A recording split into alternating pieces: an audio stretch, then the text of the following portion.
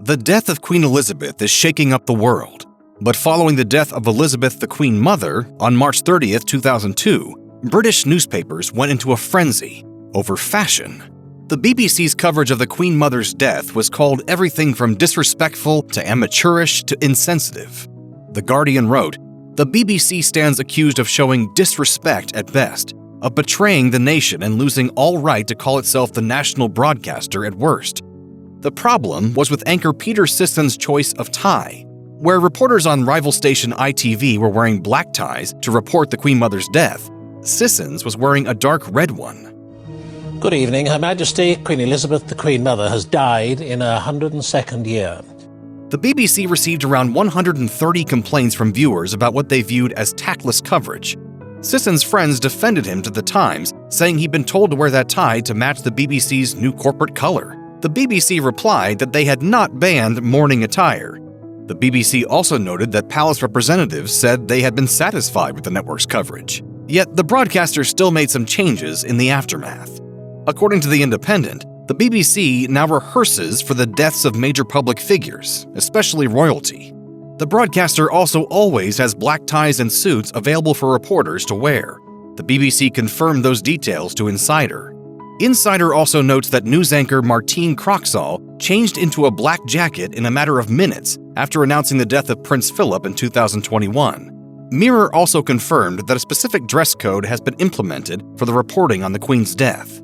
Male broadcasters will wear white shirts and black ties, and all reporters will wear dark-colored suits.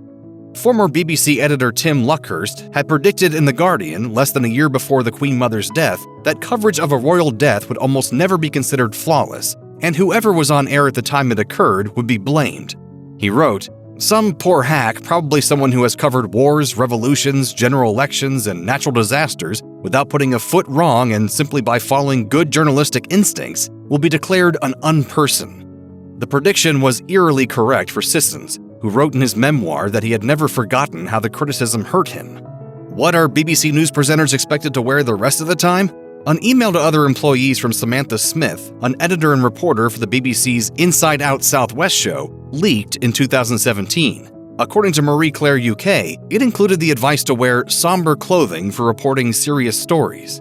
Cosmopolitan UK added that Smith's list of acceptable clothes for BBC reporters included smart jackets, tailored suits, ankle-length pants, and simple makeup. Inappropriate clothing included fur, leather, short skirts, and cardigans. She specified that they should keep their hair short as it was easier to cope with.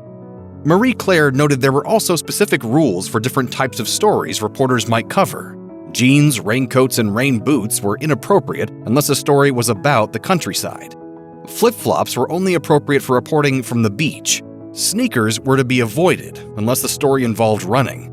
A BBC spokesperson called this informal advice, not an actual dress code. The BBC reportedly received 109,741 complaints about its coverage of the 2021 death of Prince Philip. Some objected to their inclusion of Prince Andrew in the coverage, given the criminal allegations against him. However, most of the complaints were that the coverage had preempted normal BBC programming, like the finale of MasterChef. The company had received similar complaints after the Queen Mother's death.